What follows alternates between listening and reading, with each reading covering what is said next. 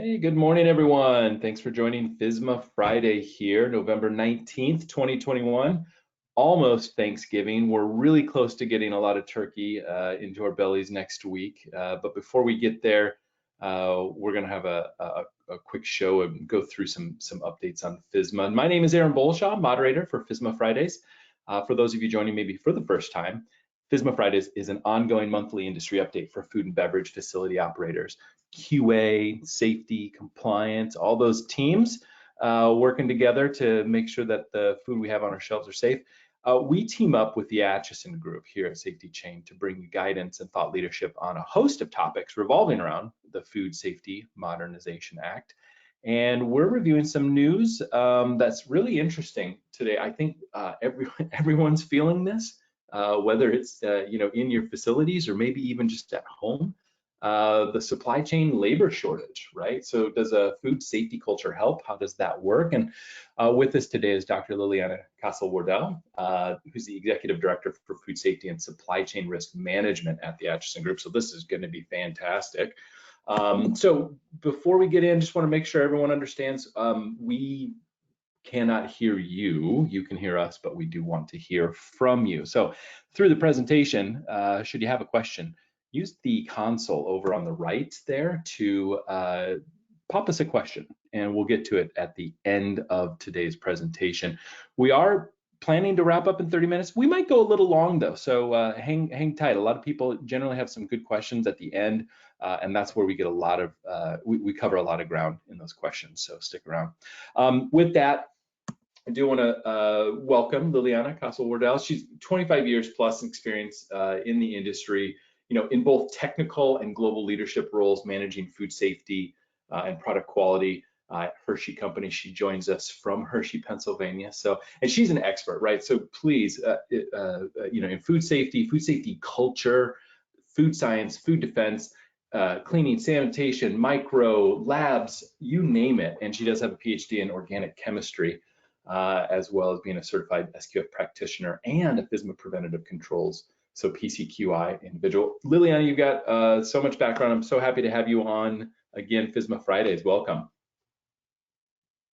Thank you. Happy to be here. Happy to join you in this panel. Glad to be part of this event every week. So and happy Thanksgiving to everybody that's listening. And just remember, handle your turkey, follow food safety guidelines, and enjoy Thanksgiving. Don't forget. Very good reminder. A good reminder. Yes. You got to do that. So Liliana, we've got a couple of things to update folks on. Why don't you take us through FSMA updates, and then we're going to jump right into the heart of this labor shortage in the supply chain. You put together a tremendous presentation for us. Why don't you take over and walk us through what's new, and then get into that labor shortage, okay? Sounds great. So as you all heard, FDA is pursuing this strategy of New Era of Smarter Food Safety, which they started about a year ago, or maybe a little bit more. And it is a long-term strategy. I mean, they haven't built any guardrails around it, but there's a strong focus on traceability and tech-enabled traceability, and they have selected tech partners that, of course, are not the only ones that are going to be supporting the strategy, but that FDA has started to work with them to kind of understand what the tech-enabled digital tools can provide to support traceability in a faster way and more detailed way. They're developing smarter tools and approaches for prevention and outbreak response. I mean, there's always the concern that the sooner that the consumer can get visibility of an outbreak and what is the outreach of that outbreak, what product is it impacting, it's protecting the consumer. They're looking at a more focused approach on the retail business, to bring them more into the umbrella of the guardrails that FSMA has built throughout the years for the manufacturing industry, and tailoring those to the requirements of the retail industry. In food safety culture, FDA continues to work with the industry. Frank Llanos, who's the Deputy Commissioner, is very savvy from his Disney and Walmart years in implementing a food safety culture.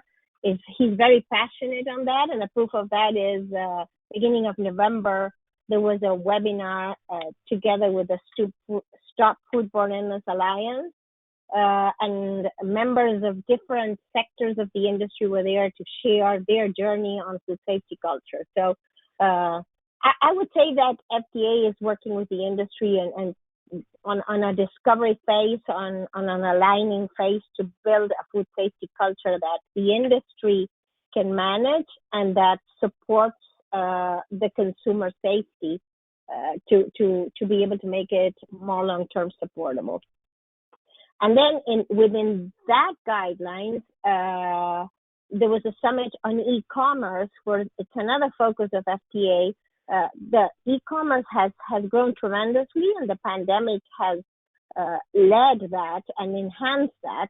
And FDA has a strong focus on e-commerce, which was really kind of an outlier and not maybe adequately regulated. Okay, so these are the updates, and if you have any questions, please let Aaron know, and we can try to help you and provide the answers. So let's talk about supply chain. Yes. My slide there. I don't want too much. So when you look at your supply chain, okay, I mean, years ago, the supply chain was pretty straightforward, was more niched, more oriented towards closer partners, less global, and it has been evolving and has gained complexity, and it has become global. It has become multi-layered. So what were before first-tier suppliers and a lot of industries 10, 15 years ago functioned with suppliers that they knew very well, that were close by. Now you have first-tier suppliers, you have second-tier suppliers, you have third-tier suppliers, and a first-tier supplier is a supplier that supplies directly to you. Second tier might have brokers in the middle. A third tier might be a supplier that supplies to your supplier. So that creates complexity in itself. The supply chain involves everyone from the growing area, from the harvesting area, processing, packaging. And the complexity that I shared on the tiers of suppliers applies to each of those steps, okay? So with that, you can have a supplier that is a first tier for a certain category of industry and a third tier for another one, okay? The global sourcing brings regulatory complexity because different regulations apply on the countries of origin versus the country of delivery. Sometimes the regulations in different countries are not straightforward and not clear. Sometimes you have to look at labeling regulations and make sure that what you need to know to be compliant with FSMA is really covered within the regulatory environment where the supplier is manufacturing. And communication is very important, and you have language barriers, and sometimes those tier 3 suppliers are not talking directly to you, they're talking to your supplier. So you have to be able to establish channels of communication. And you have to think of natural disasters also, which are part of the equation. So when we look at, give me the slide. I'm going to let you drive, Aaron. Yeah, no problem. Do you want the global supply chain disruption here? Yes. Yeah, All the right. next slide. Yes, please. Go for it. Oh, you want the next one? When we look at the global supply chain disruption, okay, if you look at this model, the global supply chain, the complexity that it had was impacted at every level with the COVID pandemic. So on every level, from the raw material, from the farmers, the distribution, the producers, the companies that supported that locally, the transportation, the processing companies, distributors, retailers, everybody was impacted. There were closures, there were inability to support farmers in their growing requirements. There were unexpected changes because certain ingredients or packaging materials could not be sourced because each country was managing the closures on the pandemic in different ways. So it really disrupted the supply chain, and it continues to disrupt it because the pandemic is not over. And when we think it's over, another little hot spot shows up, and it could be within the United States, it could be in border countries, it could be somewhere in Asia or in Africa or in Europe, and that impacts the supply chain. The other thing that happened is that during the pandemic, all that slowdown, all those closures, there was less manufacturing. So when everything got started, there was not enough inventory and not enough capabilities to source that inventory because the pandemic continued to be there. So the disruption is ongoing.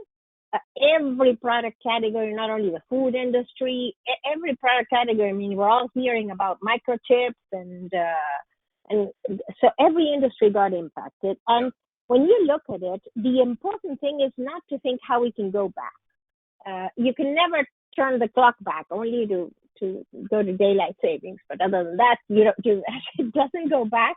It doesn't look the same.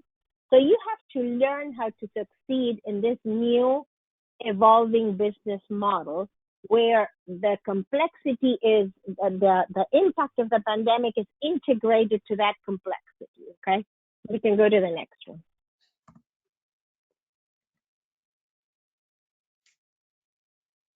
So when we look at what the challenges are for the business, and these challenges started really in the fourth quarter of 2019. China was the first one that started living with the challenge of the pandemic and had to make changes in their business models because they were having challenges with the workers. And so we are at 2 years of dealing with a pandemic that really was like a tsunami for the world, and its impact is still challenging every business. So the industries face challenges to protect and support the workforce, and they had to be creative on how they created an environment where the workforce could go back to work or could continue to work to deliver to the consumers. There were political threats because each country was managing the pandemic in a different way. There were financial threats because businesses that were in lockdown were not generating the resources. So economically motivated adulteration became a bigger threat. There were many, many more challenges and many more creative ideas that were threatening the food supply chain. There was an impact and there continues to be an impact on global sourcing, on manufacturing, definitely on transportation. Costs went up and resources were down. And on top of that, consumers changed their habits because they learned to do things different because they were all at home. I mean, I still remember May, or I think it was May, that we had this global video of all the different countries in the world completely. I mean, it was like you were watching the apocalypse. There was nobody walking on the streets. There was nobody. No restaurant was open, and that's what we lived, okay? So the consumers had to continue eating, had to continue buying their medicines, had to continue meeting their primary needs. So they rearranged their habits, and as we talked initially with the focus that FDA has on e-commerce became a lot more relevant, okay? Because you can do it from the couch. And that creates different challenges on the demand. It complicated the forecasting process because there was also constrained availability, and the changing in the consumer habits really created like a funnel on the industry to be able to predict and forecast what were the manufacturing requirements, what were the sourcing requirements, because really the model was changing. Okay, we can go to the next one.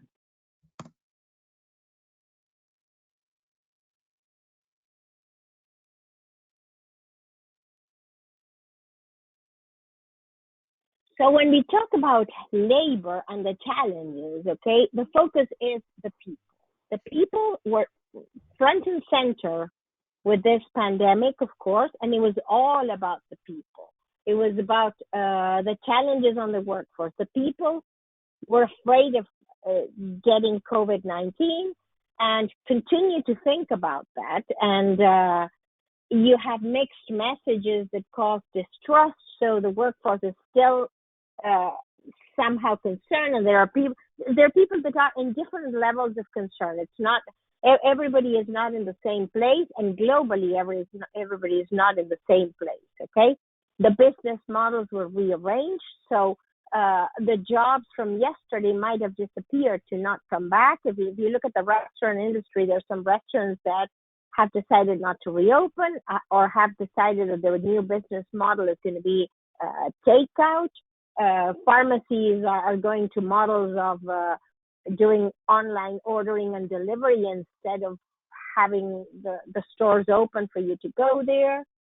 Definitely, when you talk about the people, there's a new appreciation for the value of their health and their family's well-being. And the industry has recognized that, because the same personal appreciation that a person has for their health, which they always had, now has become more aware, and businesses know that and have realigned their health care programs in many cases, their work-life balance, to align with the new mindset of the workforce, okay? And like I put in here, in that work-life balance, less or different might need more or better. So people have learned how to be different. If you remember, some people moved from the larger cities, the inner cities, to go to the suburbs because they wanted to have more space to be outside with the kids. So there was a reshuffling of the whole supply chain model, what the supplier does, what the supplier buys, what are their habits, how do they want to manage their work-life balance, how do they want to align their budgets to what they want to accomplish in life, okay? We can go to the next one.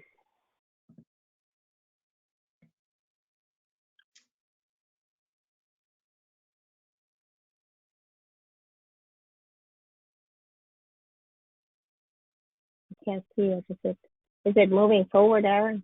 Yeah, I think your computer may be having a little bit of issues getting caught up, but the rest of the folks see the screen. Oh, okay. Yeah. I'm sorry. That's okay. I'm sorry.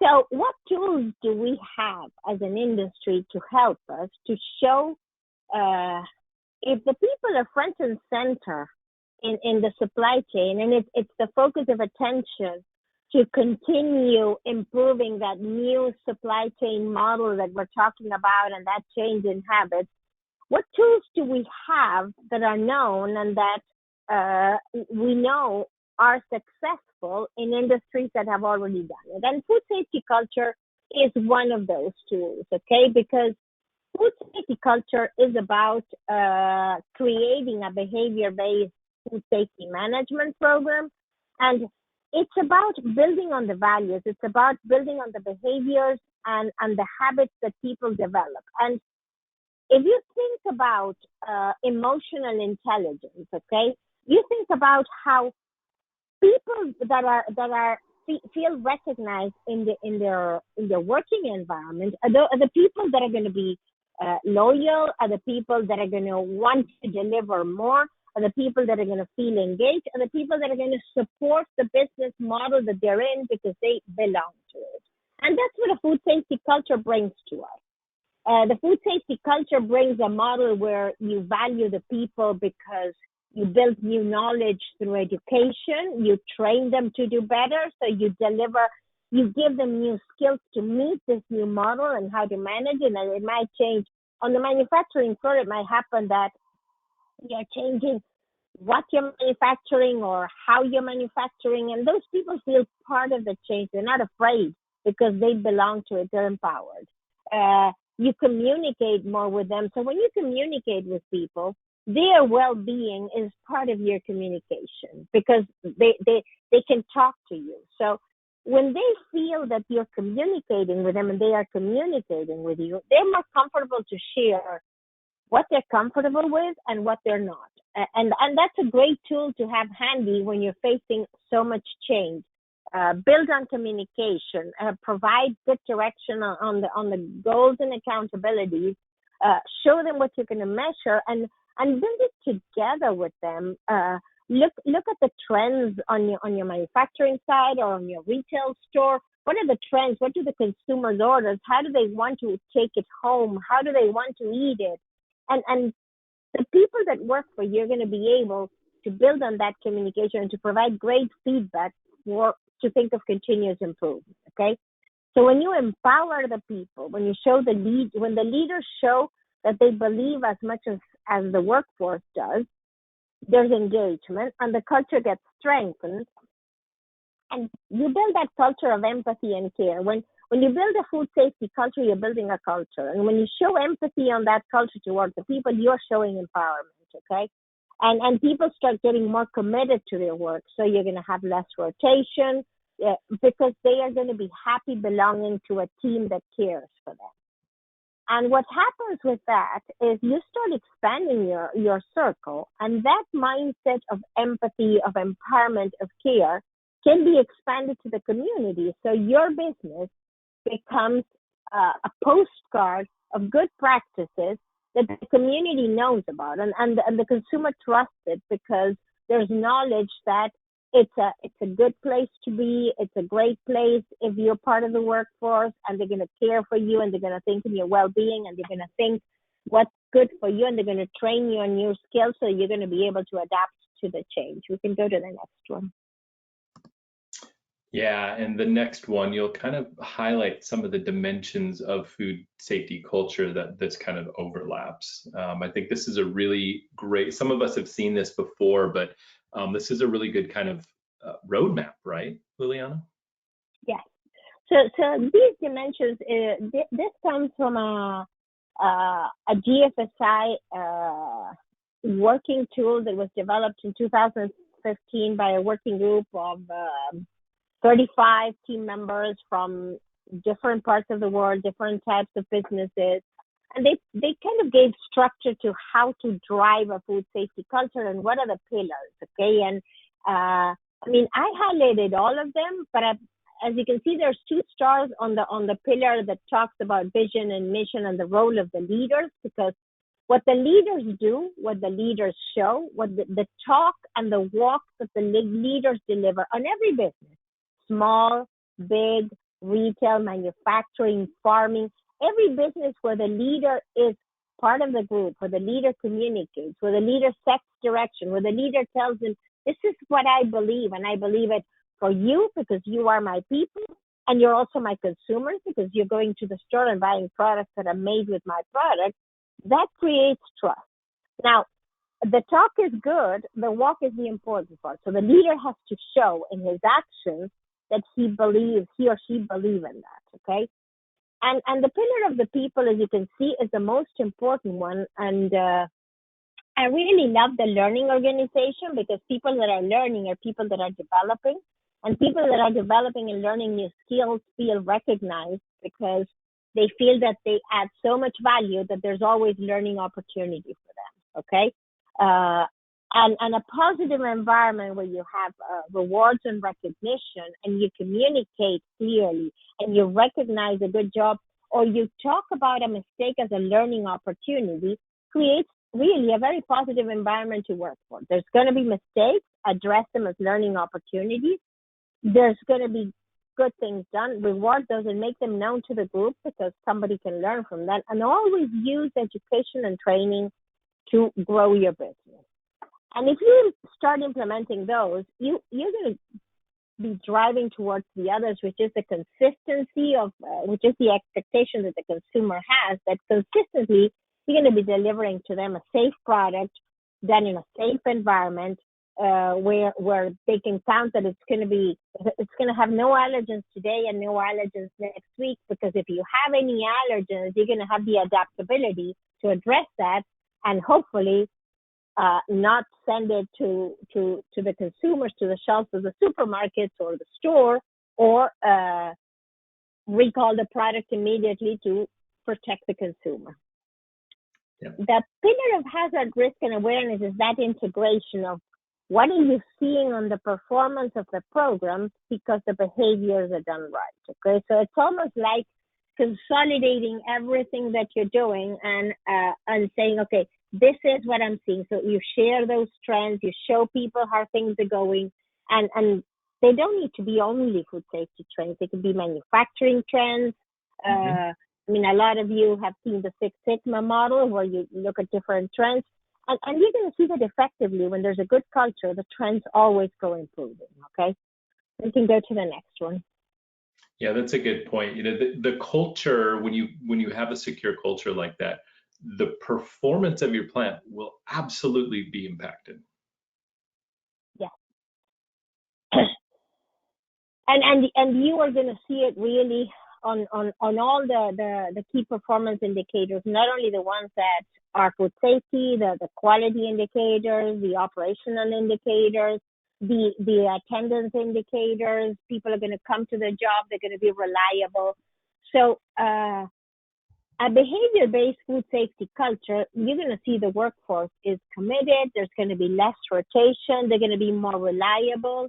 You're going to have available resources because people are going to learn how to work as a team, and they're going to learn that they're valued, so they really want to be part of that team, okay? Mm-hmm. As I said before, a learning business is always trying to share new skills. And new skills could be when you bring in new equipment, training the team and developing operating guidelines for that equipment together with your workforce. So when they disassemble it, they look at it and they say, okay, what is going to be hard to clean, or what is going to be hard for maintenance to work on? So you make them part of the new solutions, okay? And that is a way to empower your workforce, to make it stronger, to make them belong, and you can share. I mean, it's very important that the leadership shares the challenges that they have, sometimes in areas where the workforce is not involved, okay? So for the commodities team to share the challenges that you have at your manufacturing site, it is very important because then they understand in their forecasting model what they have to discuss with and who do they have to talk to before they decide that they have done an accurate forecasting. For the marketing team that is going to launch a new product, to understand the hurdles that they have also in the packaging sourcing is a good building opportunity. So communication is all, and cross-functional communication is extremely important, okay? And most of anything, internal trust. I mean, when there's internal trust, when the different teams believe in the other resources, believe that everybody has the best interest in mind, and they're all working together, pulling on the same direction from top to bottom, it translates really to external recognition, and you acquire a reputation in the market where other companies are going to want to benchmark with yours or with your business or with your retail business, because that model is a successful model, okay? And word of mouth, well, with social media, you all know that's extremely important, because in a couple of seconds, you can have 2,000 people looking at a post that you put there, which good or bad can change the direction of your business. Yeah. So all of this is going to help us mitigate the disruption that is going to continue to exist in the supply chain. This is not a magical tool. This is part of the solution for mitigation, okay?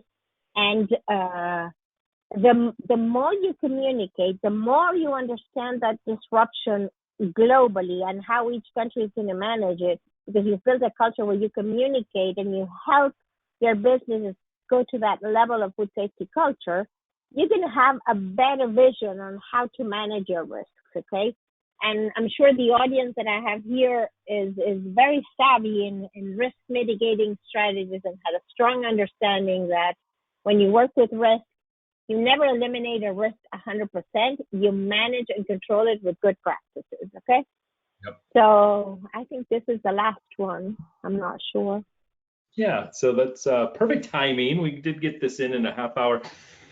And it is really critical. Like some of these concepts, I think some of us in our plants may be struggling with, but it's really presented, I think, in a way that helps you understand, is there something you can take to management to talk about this if you are struggling with some of the labor shortages? You know, is this something that we can help as supply chain issues continue to evolve? So I'm going to go, Liliana. I'm going to take a look at some of the questions and see really quick where we're at.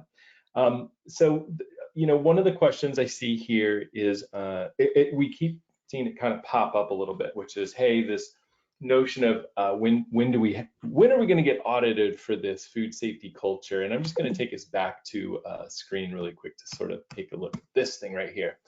So this is a great tool to kind of understand and identify where are the places that you can audit this, right? Can you show that leadership is messaging? You know, is there communication, and is there directions and expectations on paper, right? The vision and mission part on this. Any piece of this that you can show in your operations, that you can showcase through your people, this is how you're going to want to think about showing food safety culture, I think. Is that your assessment too, Liliana? Yeah, it is my assessment, and you can see more and more and more that it is part of the conversation for all GFSI audits, and there's a strong focus really on show evidence of what the leadership is doing to create a food safety culture, what kind of message they're driving to the workforce, and understand what is the perception that the workforce has on what's the level of management of a food safety culture. How does the leadership react, or how does the leadership share the message?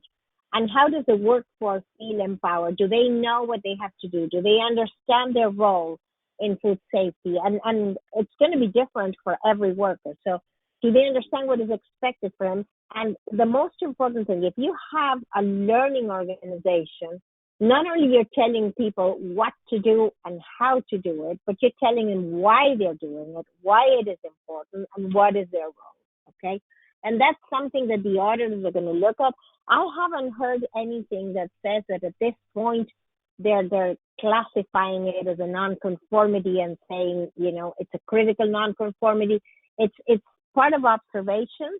I know that Codex has incorporated regulations to guide food safety culture globally, and they're focused on the same things. I mean, if you look at the two initial pillars of the vision and the mission and the people, the others are going to be observed through the performance indicators that the companies have for food safety on the floor, okay? Because the performance indicators, the key performance indicators, are going to show the effects of a strong, sustainable, mature food safety culture, the trends of those. Think of trends, not punctual results, okay, for that. Yep. That's a good point. That's a good point. Another person asked, you know, some of the other challenges just in general on the labor side. She's asking, you know, any tips to about training. It's kind of a long one, but basically I'll boil it down for you, Liliana. It looks like they might be using some day labor or workers of that nature. You know, can you talk a little bit about how training, you know, having a really good training program helps people come in the door first, learn things, learn about safety culture, and then really empower them? What would you recommend as far as training? So definitely training is extremely important. And when you have a rotating workforce, it is important that training is almost a very frequent tool that you can use in two ways. You can have an in-depth training that provides all the knowledge and expertise to understand what is expected from them, and as I said, why they're doing that and why it is important. You can personalize your training towards that workforce and show them that what they're doing today can have a meaning to themselves, to their families, to their loved ones, to their friends. So yeah. Consumers is everybody, including them, okay? And then the other thing that you can do is to reinforce that part, have short 15-minute daily reminders of what's the importance of what they're going to do today, why they have to do it right, what's the expectation, 3 topics and they can go to the floor. Okay, so think that the more you train, and when you train, you explain people, you educate as well. The more you build the knowledge, and then that workforce are going to become trainers for other people as well. Yep, that's a good point. Very good. You know, some of the tools that you can get for training as well can help. There's LMS, you know, learning management systems, but some of the systems core to food safety quality assurance can also be a big help as well. So, Yeah. a good reminder, no one really loves handling paper and doing processes and checks and CCPs that way. When you use technology, it does actually speed up that adoption of you know, really being diligent in that FSQA side as well. So that was Absolutely. Yeah. And with that, Aaron, sorry to interrupt you. With that, you can think that when you use technology, okay, technology can drive you to speed up the documentation part, and can drive you with a click to your training module that can be a very short one, very easy one that can help you on that task. Yeah. Yep. Absolutely. Well, we got a few things coming up here. Boy, 2021 is going pretty quick, Liliana. We've got a couple of webinars coming up. If you have not already, go sign up for the TAG newsletter. It is awesome. It is the best newsletter out there.